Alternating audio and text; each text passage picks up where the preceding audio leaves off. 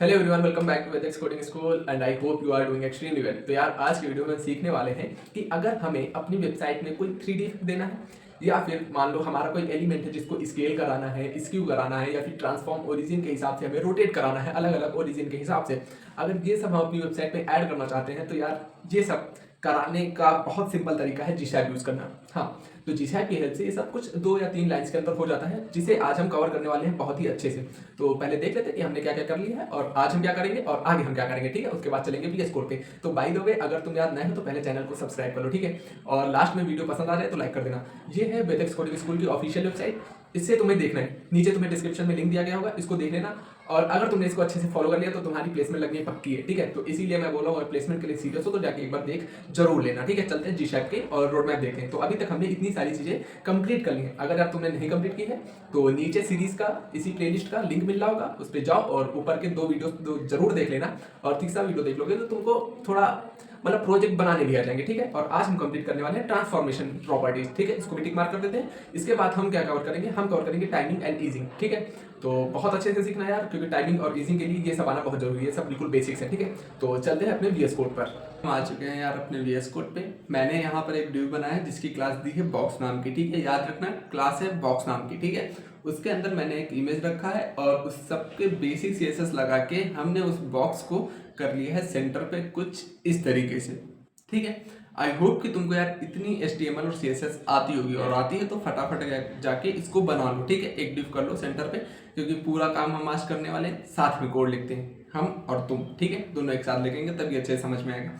उसके बाद मैंने क्या किया है, उसके बाद मैंने यार यहाँ पे जीशैप की CDN पेस्ट की है। आई होप कि तुमको इतना आता होगा। जीशैप की CDN कैसे पेस्ट करते हैं, बेसिक जीशैप तुमको आती होगी, और अगर नहीं आती तो मैं तुम्हें रिकमेंड करूंगा कि तुम नीचे सीरीज का लिंक दिया गया है उसको जाओ देखो, और ये पहले 2 वीडियोस 2x पे लगा के देख लो जाके प्लीज यार। अगर तुम ये 2 वीडियोस नहीं देखोगे तो तुमको उतने अच्छे से समझ में नहीं आएगा। समझ में तो आ ही जाएगा बट उतने अच्छे से समझ में नहीं आएगा, ठीक है। तो चलते हैं, और सबसे पहले हम आज जो टॉपिक कवर करने वाले हैं वो है पोजीशंस। यस, पोजीशंस नहीं, वो वाला नहीं, XYZ वाली पोजीशन। मतलब कि यहाँ पे देखो, ठीक है। ये हमारा वेब पेज है। अब बहुत ध्यान से समझना, ठीक है। ये हमारा वेब पेज है जो हमने बनाया है। इसमें 3 डायरेक्शंस हैं, ठीक है। इसमें 3 डायरेक्शन है। एक मिनट, मुझे ब्लैक पेन लेने दो, ठीक है। पहली डायरेक्शन है ये, दूसरी डायरेक्शन है ये, और तीसरी डायरेक्शन है प्लेन की ये, ठीक है। ये कोई ऐसे नहीं है, ये ऐसे है, ऐसे, ठीक है। ये है ये ऊपर वाली जिसको हम बोलते हैं Y एक्सिस, इसको हम बोलते हैं Y एक्सिस, ठीक है। ये वाली दूसरी है ये वाली, ये जिसको हम बोलते हैं X एक्सिस, ठीक है। और तीसरी है ये वाली, ये जो प्लेन के पीछे जा रही है या फिर ऐसे आगे निकल रही है, ठीक है। और इसको हम बोलते हैं Z एक्सिस। तो हमें करना क्या है, हमें इस इमेज को X एक्सिस में मूव कराना है, Y एक्सिस में मूव कराना है और Z एक्सिस में मूव कराना है। नहीं, जेड एक्सेस में यार हम मूव नहीं करा सकते, क्योंकि इमेज अगर बाहर तो आएगी नहीं ना प्लेन से, अपने प्लेन से बाहर तो आएगी नहीं, या फिर प्लेन से पीछे तो चली नहीं जाएगी, ठीक है। तो जेड एक्सेस में तो हम मूव करा नहीं सकते। हम मूव करा सकते हैं X डायरेक्शन में या फिर Y डायरेक्शन में। मतलब अगर हमें अपनी इस इमेज को कुछ ऐसे मूव कराना है, ऐसे, तो हम मूव कराएंगे X में, ठीक है। और जीशैप ने X डायरेक्शन में मूव कराने के लिए जो पैरामीटर दिया है उसको दिया है X नाम से, ठीक है। तो X डायरेक्शन में मूव कराना है तो हम लिखेंगे X, और अगर हमें Y डायरेक्शन में मूव कराना है तो हम लिखेंगे Y, ठीक है। अब इस इमेज को X और Y डायरेक्शन में मूव कराते हैं। तो हम चलेंगे VS कोड पर, और यहाँ पे खोल लिया है मैंने जावास्क्रिप्ट फाइल। पहला वीडियो अगर देखा होगा तो तुमको पता होगा जावास्क्रिप्ट फाइल क्यों खोली है। अगर नहीं देखा तो जाके प्लीज देख लो जाके, ठीक है। अब हम यहाँ पे लिखेंगे gshap.Ctrl+Z और 2 प्रॉपर्टी यार प्लीज देख लो जाके, प्लीज। अगर नहीं आता तो प्लीज देख लो, देखने में कुछ नहीं जाता है, बट गलत मत सीखना यार प्लीज, ठीक है। जो भी सीखना सही सीखना, कुछ गलत मत सीखना, ठीक है। gshap.2 और यहाँ पे लिखेंगे .box, और उसके बाद हम यहाँ पे आएंगे और यहाँ पे मैं दे दूंगा X डायरेक्शन में मूव कर दो 300, मतलब कि X डायरेक्शन में 300 डिस्टेंस पर ये ट्रेवल कर रहा है, कुछ ऐसे, ठीक है। नहीं समझ में आ रहा तो जब तुम देखोगे क्या है, ये यहाँ पर थी ना इमेज, यहाँ पर, ठीक है। ये यहाँ से यहाँ पर जा रही है ना, इसके सेंटर से देखो, ठीक है। तो ये जो डिस्टेंस है ये है 300, ठीक है। तो हमने अपनी इमेज को 300 x डायरेक्शन में मूव करा दिया। अब हम चाहते हैं इसको y डायरेक्शन में 300 मूव कराना, तो यहाँ पे दे देंगे y, और अब ये y डायरेक्शन में 300 मूव होगी, ऊपर से नीचे आएगी, ये देखो ऐसे। पर अगर तुम चाहते हो कि ये इमेज ऊपर मूव हो तो हम यहाँ पे जाके लिख देंगे माइनस, ठीक है, ऊपर के लिए माइनस, नीचे के लिए प्लस, और अब हमारी इमेज ऊपर मूव होकर जाएगी। वैसे ही सेम अगर तुम इधर की जगह इधर मूव कराना चाहते हो, मतलब नेगेटिव x डायरेक्शन में, तो तुमको यहाँ पे वैल्यू x में नेगेटिव देनी पड़ेगी, बस इतना। यार यहाँ पे मैं एक थोड़ा सा काम करना चाहूँगा, मैं ड्यूरेशन दे देता हूँ ताकि हमें थोड़ा सा स्मूथ दिखे, कुछ ऐसे, ठीक है, ऐसे 2 सेकंड में जा रहा है नीचे से ऊपर, दैट्स इट, ठीक है, पोजीशंस में कवर हो गया। अब हम क्या करेंगे, अब यार हम दूसरी चीज़ है उसमें आगे बढ़ेंगे, और वो है रोटेशन। हाँ, मतलब कि हमारे एलिमेंट को रोटेट कराना। हम चाहें तो अपने इस एलिमेंट को घुमा भी सकते हैं, ठीक है, हम अपने इस एलिमेंट को घुमा भी सकते हैं। और इस टॉपिक में हम 2 चीज़ें मिला के पढ़ेंगे। पहली चीज़ तो अभी हमने अपनी इमेज को x में मूव कराया था ऐसे, y में मूव कराया था ऐसे, बट अगर कहीं इस प्लेन पे मूव कराना हो तो कैसे मूव करेंगे वो चीज़ पढ़ेंगे। और दूसरी चीज़ पढ़ेंगे रोटेशन, रोटेट कैसे कराते हैं, ठीक है। तो हम यहाँ पे चलेंगे और इसके बाद लिखेंगे रोटेशन, और हम रोटेशन दे देते हैं 360 डिग्री, ठीक है। हमारी इमेज पूरी घूमते घूमते ऊपर जाएगी, कुछ ऐसे, ठीक है। अब तुमको समझ में आ रहा होगा, ठीक है। रोटेशन 360 दे दिया तो 365 डिग्री घूमेगी, बिल्कुल गोल गोल चक्कर लगाएगी, और जो जहां पे मैंने बोला वहां पे जाएगी, ठीक है। तो ये ऊपर जा रही, बट मैं चाहता हूं इस इमेज को, ये हमारे y प्लेन है, ये x प्लेन है, मैं इस इमेज को यहाँ पे लाना चाहता हूँ, ठीक है। मतलब कि कुछ डिस्टेंस वो x में भी ट्रेवल करे और कुछ डिस्टेंस वो y में भी ट्रेवल करे, ठीक है। तो उसके लिए क्या करेंगे, उसके लिए यहाँ आएंगे, y में मैंने दिया 300 और x में जाके वैल्यू दे देंगे 300, ठीक है। और अब देखो, ये देखो, अब ये ना ऊपर गई ना इधर गई, अब ये कुछ ऐसे गई, ठीक है। और अगर तुम चाहो तो इसको 180 कर दो ताकि तुम्हें समझ में आएगा कि हाँ इमेज रोटेट हुई, और अब ये जाके 180 पे रुक जाएगी। 180 क्या होता है, ये एंगल होता है 180। तो अगर इमेज ऐसे होगी तो वो इमेज ऐसे, मतलब उल्टा हो जाएगी पूरा, ठीक है, वैसे रुक जाएगी, ठीक है। अब सीखते हैं 3D रोटेशन। 3D रोटेशन मतलब rotation in x direction only और rotation in y direction only, ठीक है, ओके। तो हम यहाँ पे लिख देंगे रोटेशन और x लिख देंगे। अब देखते हैं, ये देखो, ये क्या हुआ, ये कुछ ऐसा हुआ यार, ये हमारा होता है प्लेन, ये होता है हमारा प्लेन, ठीक है, ये होती है x एक्सिस, ठीक है।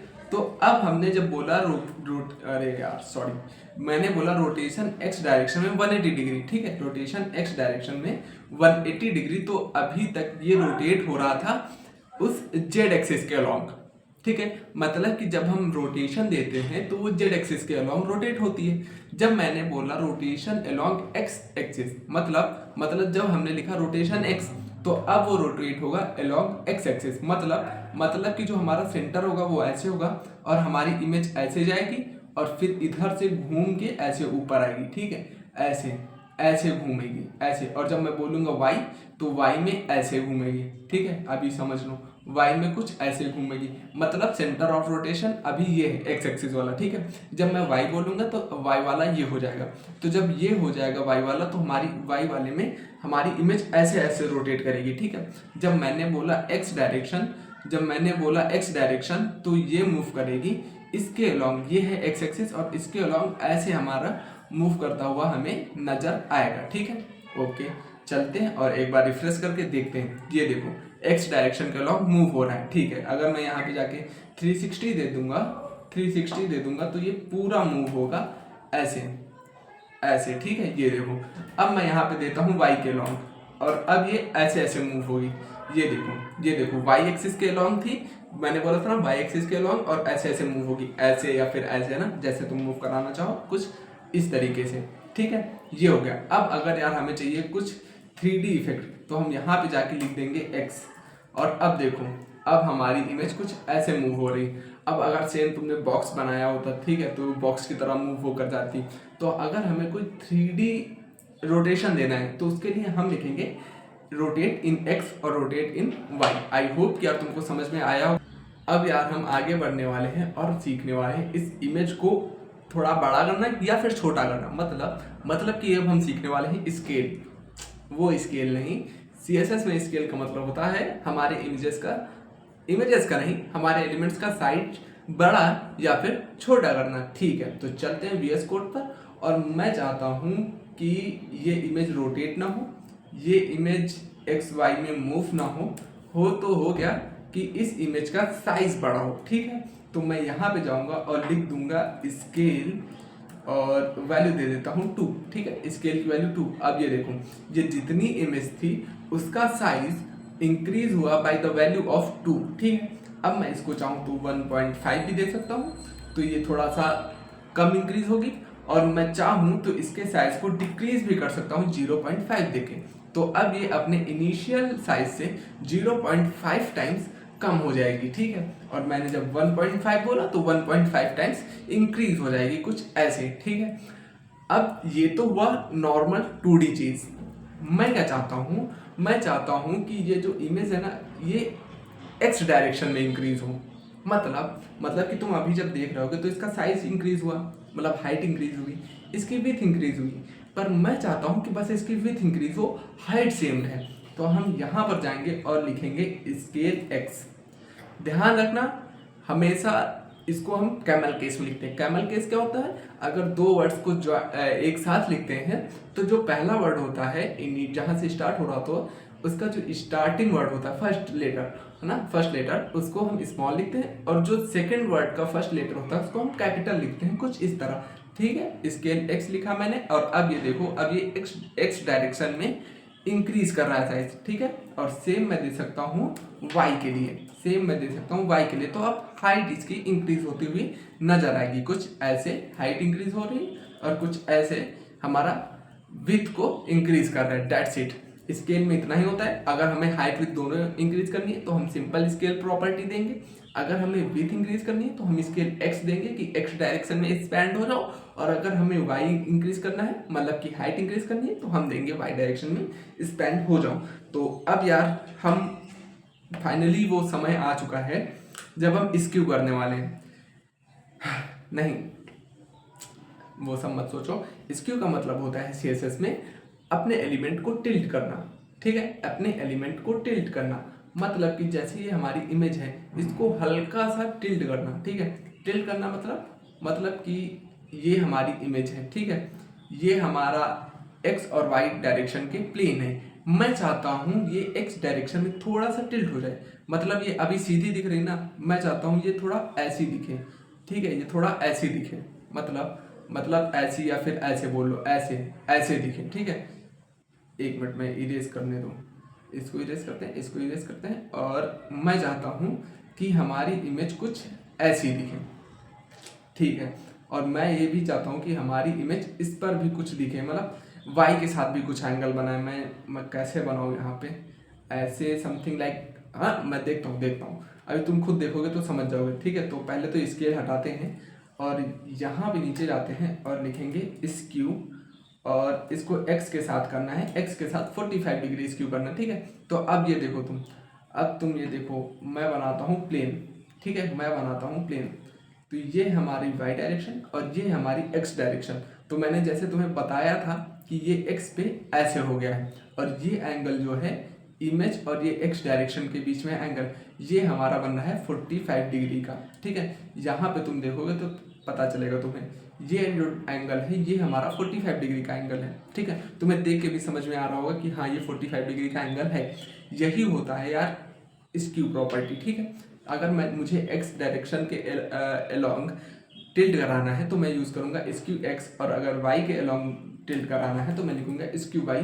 और अब ये Y के अलोंग टिल्ट होगा, और हमें यहाँ पे कुछ ऐसा नज़र आना चाहिए यार। इसकी तो मैं डायग्राम मतलब उस पर समझा भी नहीं पाऊँगा, कुछ ऐसे।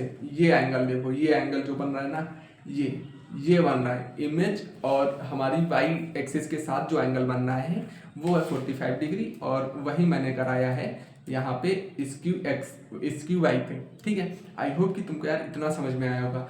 स्क्यू का मतलब होता है हमारे एलिमेंट को टिल्ट कराना। स्क्यू X देते हैं तो वो X डायरेक्शन के साथ टिल्ट होता है, और स्क्यू Y देते हैं तो वो Y डायरेक्शन के साथ टिल्ट होता है। ठीक है, अब मैं तुमको एक बहुत ही अच्छी प्रॉपर्टी पढ़ाने वाला हूँ, ठीक है। तो बहुत ध्यान से देखना।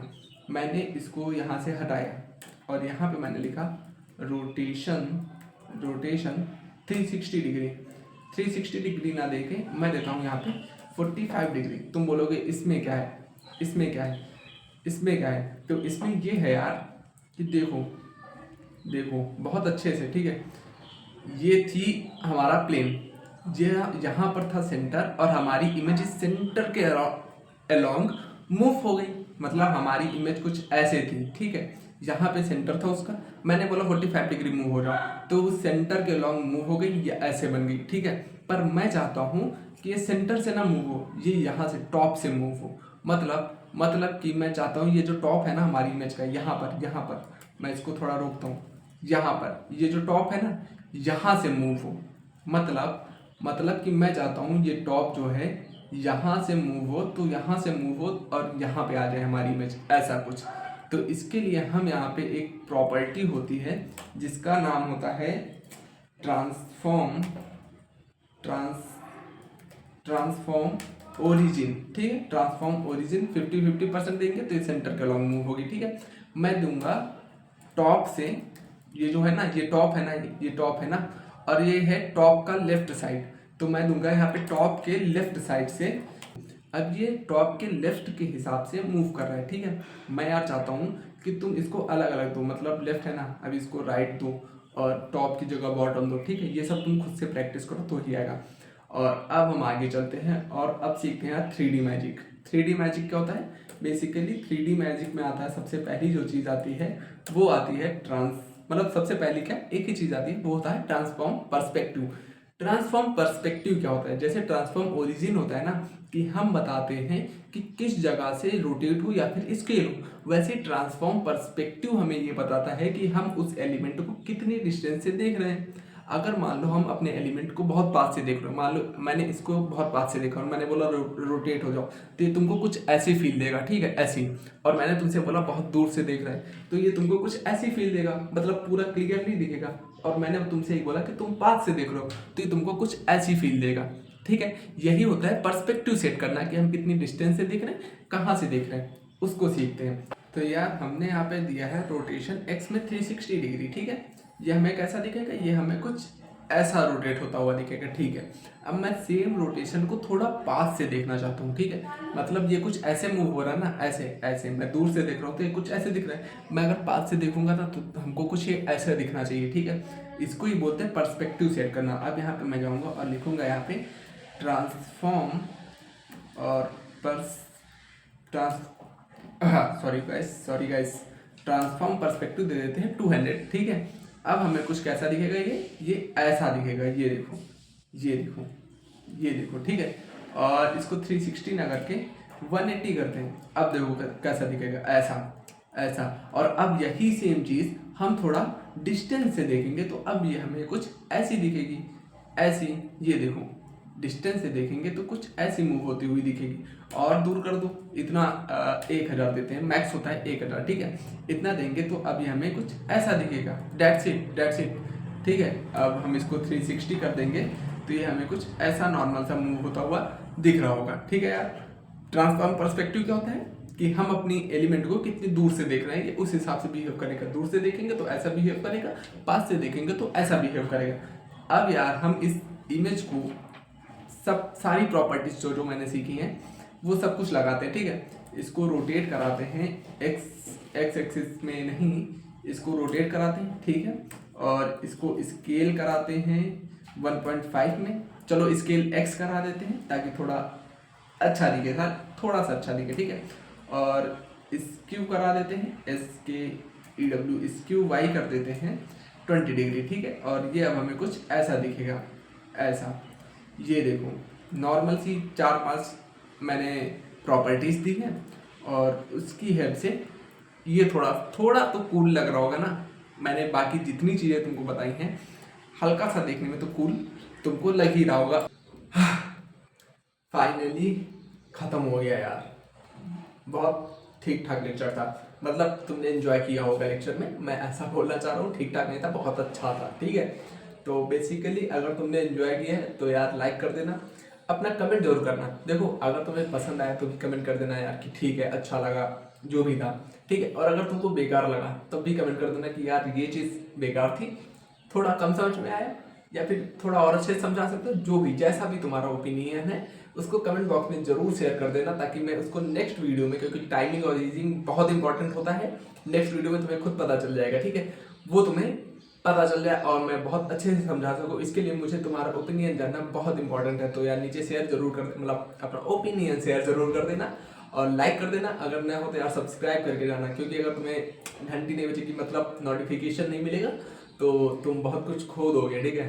तो मिलते हैं यार अगले वीडियो में, जिसमें हम कवर कर रहे होंगे timing and easing. Till then जी शैप करते रहो।